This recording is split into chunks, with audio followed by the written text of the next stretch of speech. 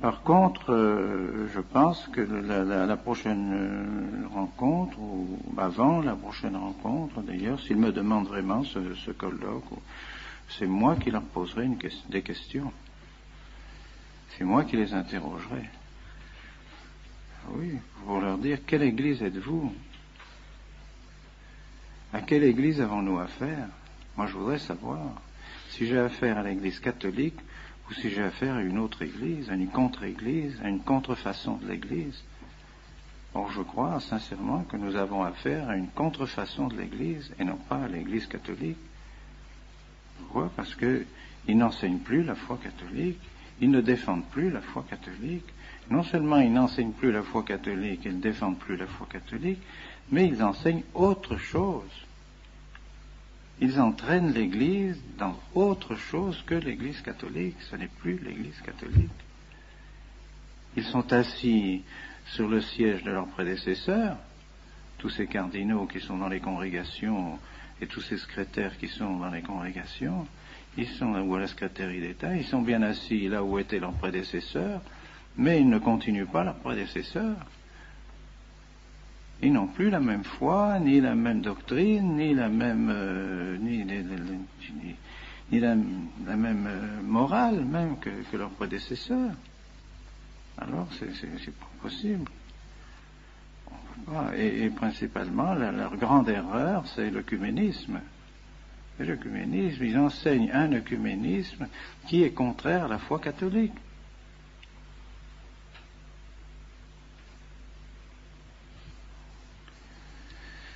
Et je dirais que pensez-vous des anathèmes du Concile de Trente?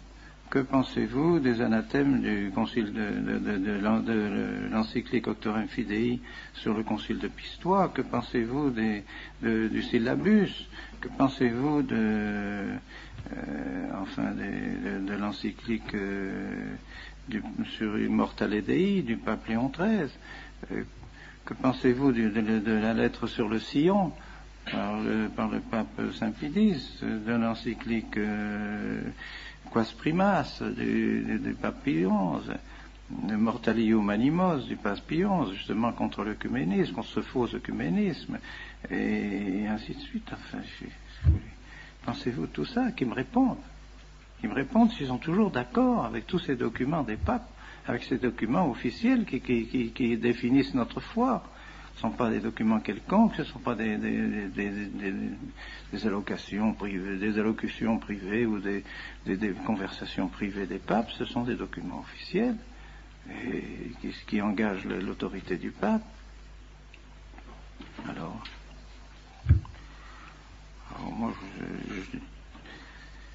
je pense qu'on peut et on doit même croire que l'Église est occupée,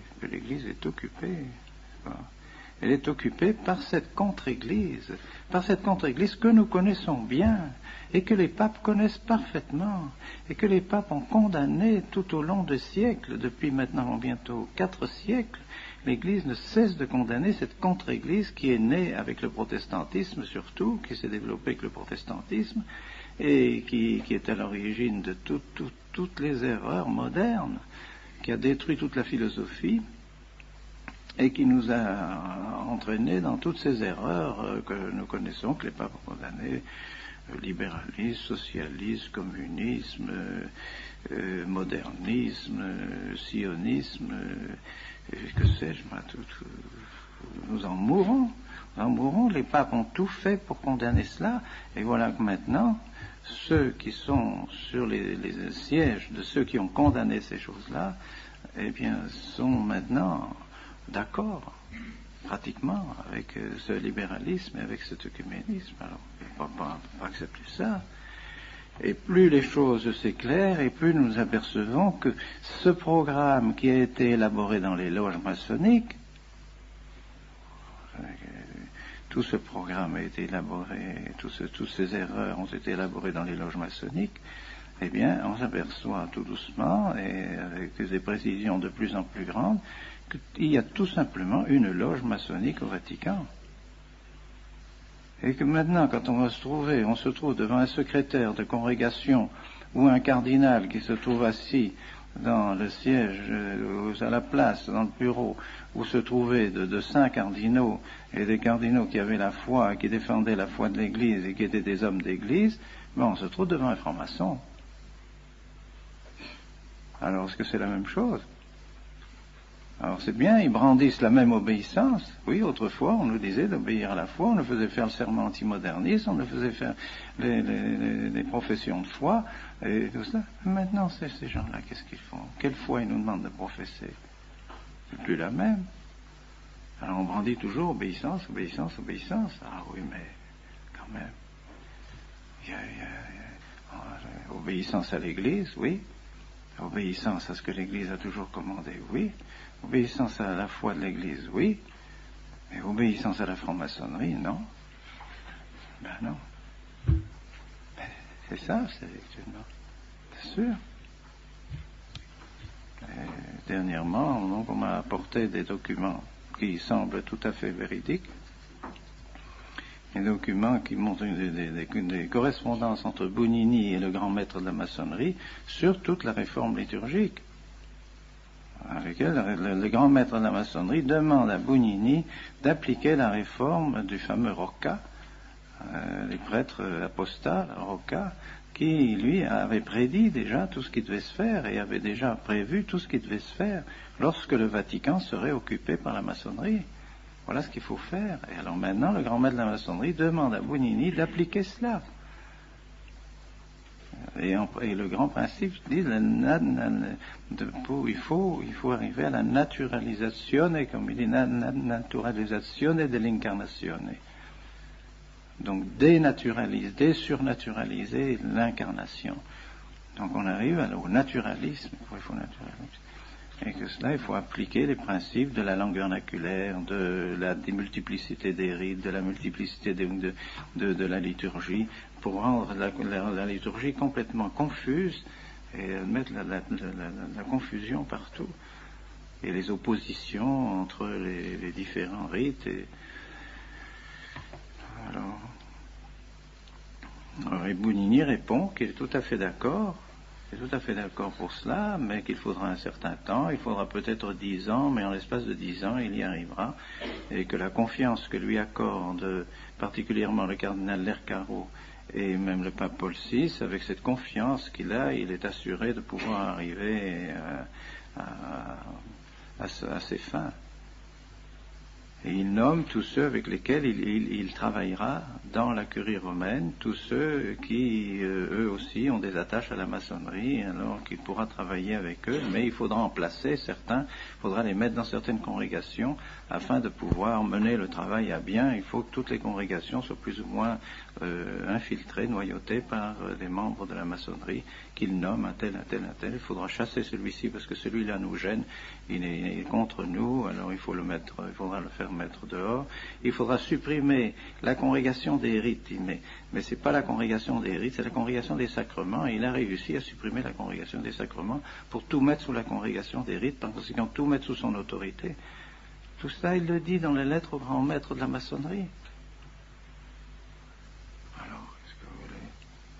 Ah non, qu'on ne nous parle pas d'obéissance. On va bien obéir, bien sûr, nous sommes les plus obéissants à l'Église et à tout ce que l'Église a toujours enseigné, toujours voulu, mais pas à des hommes qui travaillent à la destruction de l'Église, à l'intérieur de l'Église. L'ennemi est à l'intérieur de l'Église, le Papidis l'avait annoncé, la Salette l'avait annoncé, le Fatima l'a annoncé, tout a été annoncé de manière publique. On sait que l'ennemi va s'introduire à l'intérieur de l'Église. Eh bien, il y est. Alors qu'ils ne viennent pas demander, il faut arrêter les ordinations. Qui demande d'arrêter les ordinations? Qui demande de ne plus faire de bons prêtres? Qui? C'est le Saint-Esprit ou c'est le diable? C'est clair, quoi. C'est clair. Est-ce que un pouvoir normal dans l'Église peut demander à un évêque de ne plus faire de bons prêtres? Est-ce qu'un pouvoir normal dans l'Église peut demander une chose pareille? Peut demander de supprimer les séminaires, des séminaires qu'ils savent, bon, ils le savent, ils l'ont dit, c'était des bons séminaires. Ils savent que la doctrine qu'on vous enseigne est la vraie doctrine. Ils le savent. Ils l'ont écrit. Ils savent parfaitement. Ils l'ont écrit dans le rapport des visiteurs. Les visiteurs l'ont dit. On fait un excellent rapport en faveur du séminaire. C'est ce que le cardinal Garonne m'a dit à moi-même quand il m'a demandé de venir à Rome. Il a dit, oui, le rapport est bon. Nous savons que le séminaire est bon, etc. Alors, pourquoi fermer le séminaire? Tout simplement parce que nous ne voulons pas suivre ces orientations maçonniques de l'œcuménisme, toutes ces orientations nouvelles qui ont été forgées dans les loges maçonniques. Alors on veut fermer le séminaire. Mais non, c'est pas possible. Ça vient pas du Saint-Esprit, ça vient pas de l'Église. C'est pas l'Église qui nous demande de fermer le séminaire. C'est pas l'Église. C'est pas le pape en tant que pape. Ce ne sont pas ceux qui sont écrits en tant qu'ils sont vraiment les successeurs de ceux qui étaient avant eux, non. C'est une loge maçonnique qui est arrivée à pénétrer à l'intérieur du Vatican, qui mène tout, et qui évidemment ne peut pas nous sentir, c'est clair, c'est évident, que nous faisons obstacle à leur plan de destruction du sacerdoce, de destruction de la messe, de destruction de la liturgie, c'est évident, c'est évident. Alors est-ce que nous devons obéir? Moi, je crois en conscience devant mon Dieu. Quand il me dit réfléchissez bien en conscience devant Dieu ce que vous faites, ben oui, j'ai tout réfléchi devant mon Dieu. Si je me trompe, que le bon Dieu me donne la lumière pour me montrer que je me trompe, je ne crois pas. Je crois vraiment que en faisant ce que je fais et en ordonnant les prêtres que je vais ordonner, je crois que je sers l'Église. Je ne le ferais pas si j'avais seulement un instant la pensée que ça pouvait être contraire au bien de l'Église. Je m'abstiendrai bien sûr de faire des choses pareilles, c'est trop grave. C'est bien le contraire. Enfin, les faits sont évidents maintenant. Les effets de cette réforme et de cette persécution de l'Église à l'intérieur de l'Église sont clairs pour tout le monde. Ça devient de plus en plus clair. Il suffit de lire la documentation catholique à chaque fois pour s'apercevoir combien les idées fausses sont infiltrées dans les documents épiscopaux, dans tous les documents, toutes ces commissions théologiques. Lisez celui qu'on m'a donné à midi, une commission de théologie. Mais c'est plein d'erreurs, plein d'erreurs. C'est un esprit faux, un esprit qui n'est pas du tout l'esprit de l'Église. Alors, c'est pour ça que nous n'hésitons pas un instant et j'espère que le bon Dieu continuera à nous bénir.